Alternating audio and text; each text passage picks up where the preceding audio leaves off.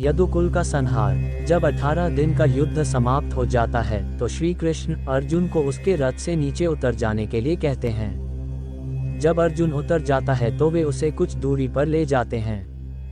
तब वे हनुमान जी को रथ के ध्वज से उतर आने का संकेत करते हैं। जैसे ही श्री हनुमान उस रथ से उतरते हैं, अर्जुन के रथ के अश्व जीवित ही जल जाते हैं और रथ में विस्फोट हो जाता है। ये देखकर अर्जुन दहल उठता है। तब श्री कृष्ण उसे बताते हैं कि पितामह भीष्म, गुरु द्रोण, कर्ण और अश्वत्थामा के घातक अस्त्रों के कारण अर्जुन के रथ में यह विस्फोट हुआ है। यह अब तक इसलिए सुरक्षित था क्योंकि उस पर स्वयं उनकी कृपा थी और श्री हनुमान की शक्ति थी जो रथ अब तक इन विनाशकारी अस्त्रों के प्रभाव को सहन किए हुए था।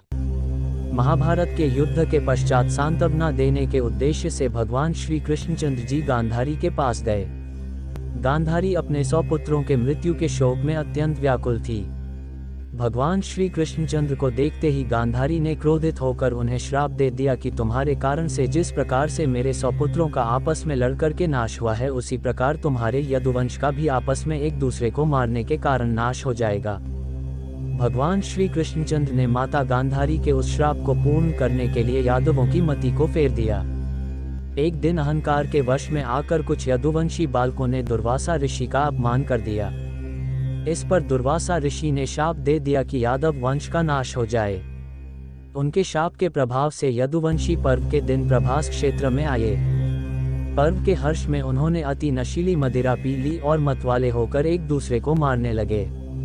इस तरह से भगवान श्री कृष्णचंद्र को छोड़कर एक भी यादव जीवित न बचा।